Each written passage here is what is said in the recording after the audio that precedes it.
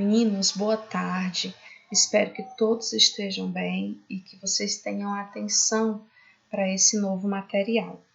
É um novo material, mas é apenas mais um detalhamento das ligações químicas, tá certo? Hoje nós estudaremos as fórmulas e a nomenclatura das substâncias iônicas, tá certo? A fórmula é a maneira como nós escrevemos a substância e a nomenclatura é a forma como nomeamos aquela substância, tá bom? Então, nós saímos, por exemplo, de uma caracterização, né, das substâncias iônicas, moleculares e metálicas, quanto a condução ou não de corrente elétrica, né, na aula passada, para agora direcionarmos o nosso olhar apenas para as substâncias iônicas, trabalhando fórmula e nomenclatura dessas substâncias. Para isso, eu recapitulo com vocês como que se dá a formação ou até mesmo o reconhecimento, né, das substâncias moleculares, metálicas e iônicas, tá? Coloco para vocês aqui o açúcar, que é a sacarose, tá? Na sua fórmula, né, que é a maneira de representarmos essa substância, nós encontramos o carbono, que é um não metal, o hidrogênio, que é outro não metal, e o oxigênio, que também é não metal. Na fórmula dessa substância, nós temos apenas elementos químicos não metálicos, né? Então, trata-se de uma substância molecular ou covalente, né? Onde os átomos se unem por ligação covalente. A mesma situação nós percebemos aqui com a água oxigenada, né? Que é o peróxido de hidrogênio, nome oficial da substância.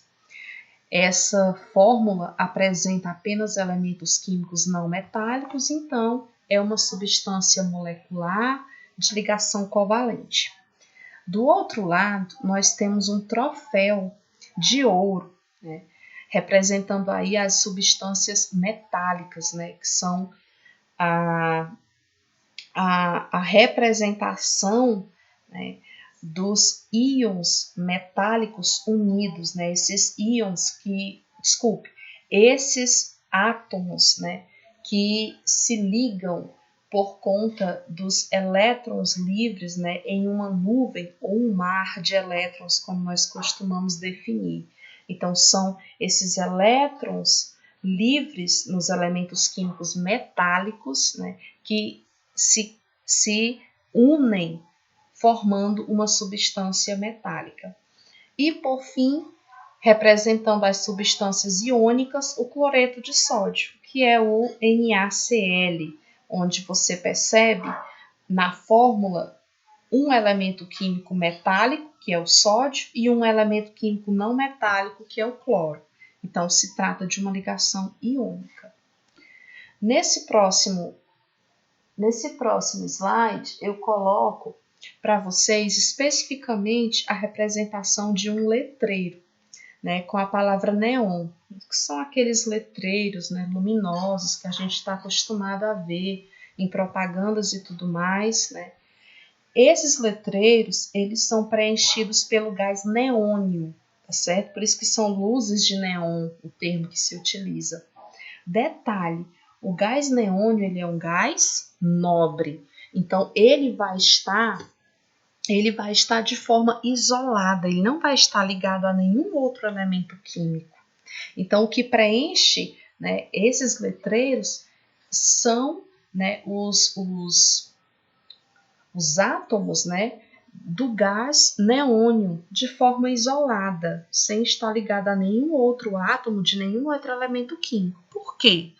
Porque os gases nobres, né, no caso que inclui o neônio, são gases estáveis, são gases, né, que não necessitam se ligar a nenhum outro elemento químico para alcançar, né, sua estabilidade, isto é, né, o seu o seu estado de menor energia, que é o que todos os outros elementos químicos, outros átomos, né, dos elementos químicos buscam. Em síntese, né, toda substância existente na Terra é formada pela combinação de elementos químicos, com exceção aos gases nobres, tá bom? Que estão na família 18 da tabela periódica. Essa observância, né, do comportamento dos gases nobres levou os cientistas, né, a observarem que quando ocorria a formação de novas substâncias, os átomos pertencentes a essas substâncias alcançavam estabilidade pelo fato de adquirirem 8 elétrons na última camada, assim como os gases nobres se apresentavam com 8 elétrons na última camada, né? Com exceção do hélio, que são 2 apenas, 2 elétrons. Isso, gente, seria assim uma condição para a estabilidade. Essa seria a teoria, né? Então, para se ter estabilidade, o átomo ele deveria ter 8 elétrons na sua última camada, que é a camada de valência, para assemelhar-se, né, à estabilidade de um gás nobre. Eis a teoria do octeto, oct 8. Assim, todos os demais elementos se ligariam em busca desse octeto, dessa estabilidade. Bom, eu vou trazer para vocês agora especificamente a questão da ligação iônica, que é a que ocorre entre metal e não metal, ok?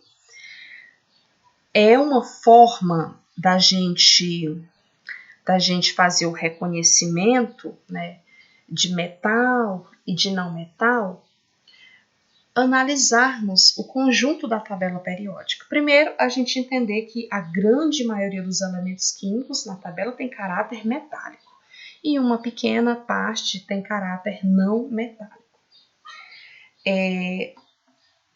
Essas características nós já trabalhamos, né, em outros momentos, então agora eu queria focar, principalmente, meninos, eu queria focar na parte de formação de cátion e formação de ânion, porque a gente está falando de ligação iônica, né? Então, ocorre entre íons.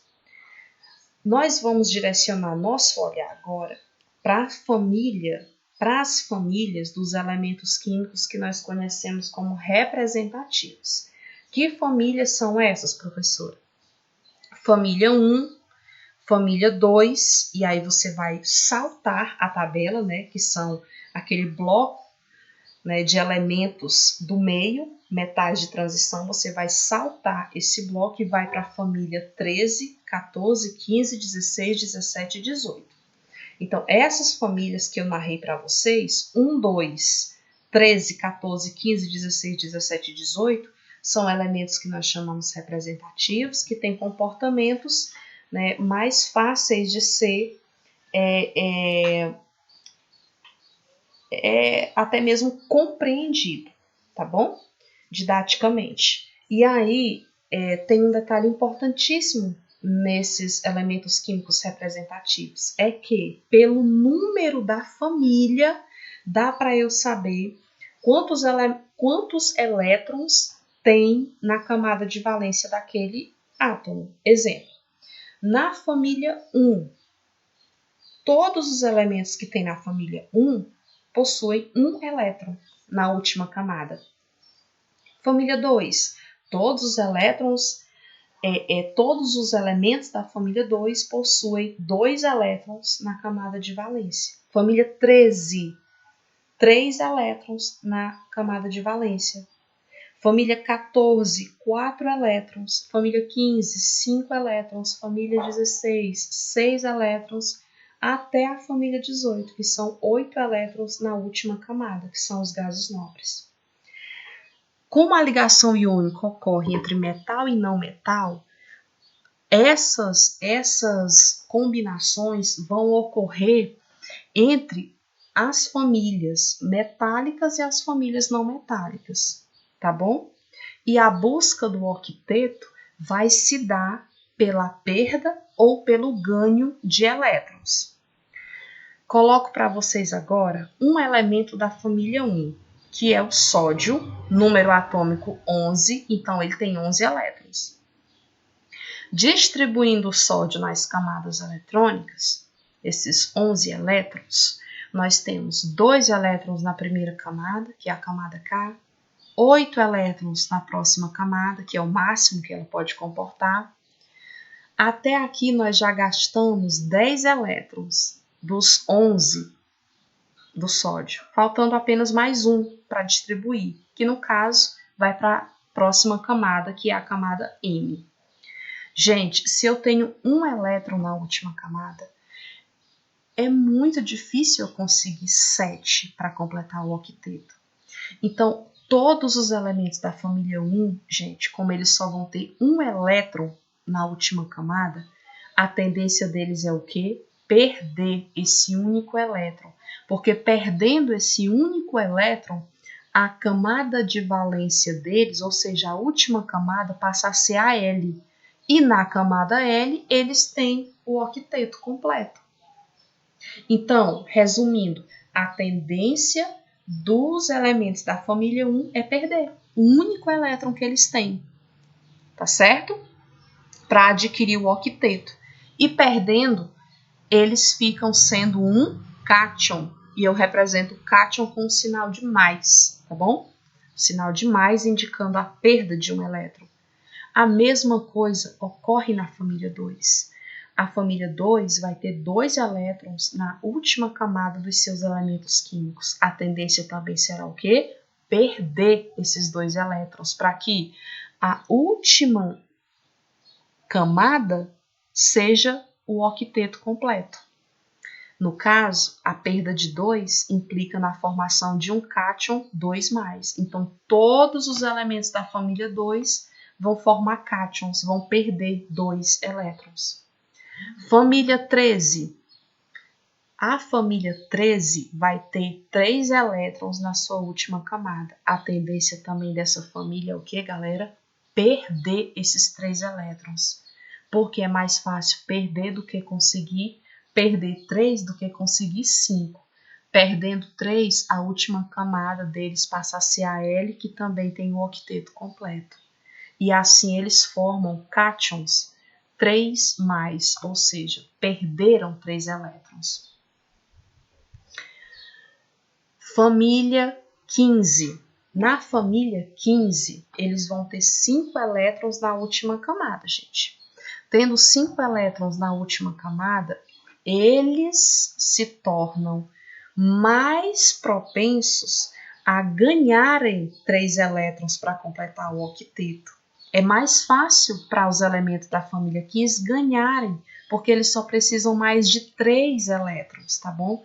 Então, como é que eu represento esses elementos? Através da tendência que eles têm de ganhar elétrons, de receber. No caso da família 15, que tem 5 elétrons, a tendência é receber o quê? 3. Então, eles se transformam em cátions? Não. Eles se transformam em ânions, que são aqueles íons que tendem a ganhar elétrons. E eu represento com o sinal negativo. 3-, ganhou 3 elétrons, tá bom? Família 16. Família 16 vai ter 6 elétrons na última camada. A tendência deles é também o que, galera? Ganhar 2 elétrons para adquirir o octeto. E esse ganho de 2 eu represento como 2-, que também é ânion. Família 17 tem 7 elétrons na última camada. A tendência é ganhar 1 para formar o octeto. Então, eu represento com um sinalzinho negativo, indicando o ganho de 1. Professor, você não falou da família 14, né? A família 14, meninos, como ela fica no meio do octeto, que é 4 elétrons na última camada, não vai ter tendência de perder e nem ganhar elétrons. Eles vão compartilhar, formar ligação covalente, tá certo? Que não é o assunto de hoje.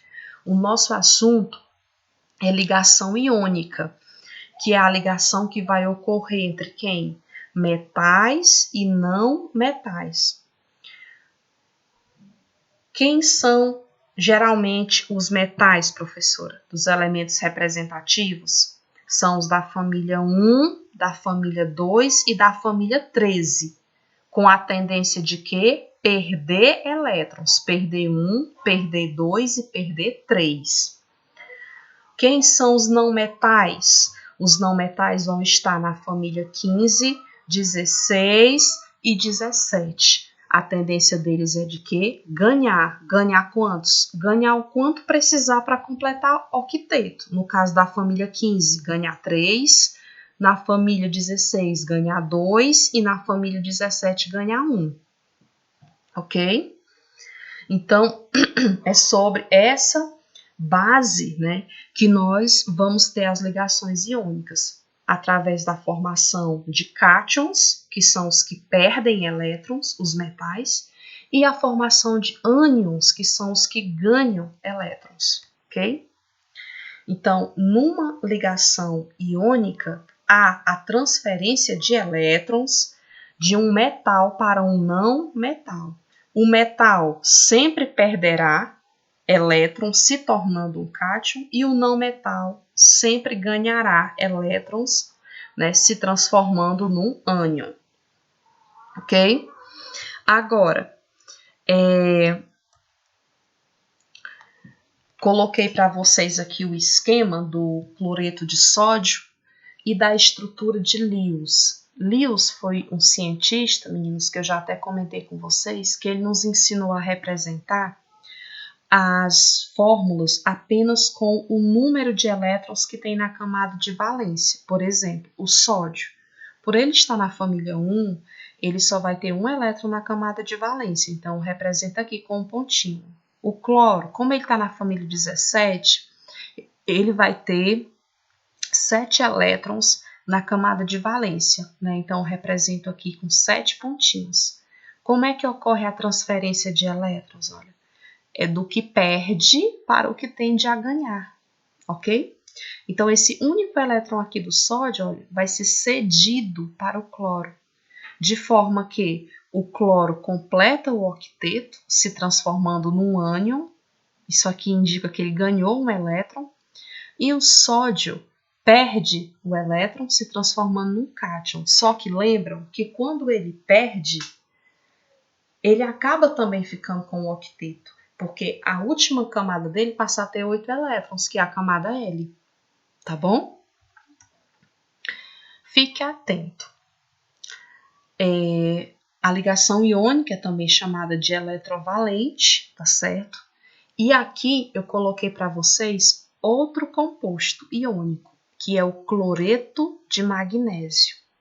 Galera, o magnésio tá aqui no centro, ó. Ele está na família 2, então a tendência dele é ter 2 elétrons na camada de valência.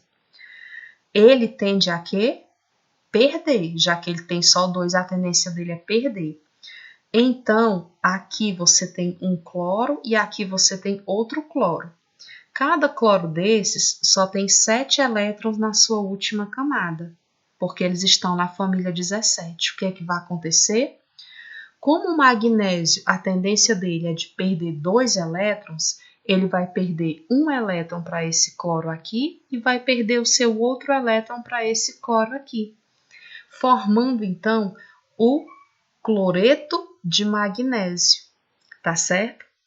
Como é que eu represento o cloreto de magnésio, professora? Eu represento o cloreto de magnésio colocando o símbolo do magnésio, o símbolo do cloro e o índice 2, o númerozinho 2. Para quê? Para você saber que nessa estrutura aqui você tem quantos cloros? Você tem 2 cloros, olha, que foi justamente, né, os cloros para quem o magnésio perdeu cada um de seus elétrons.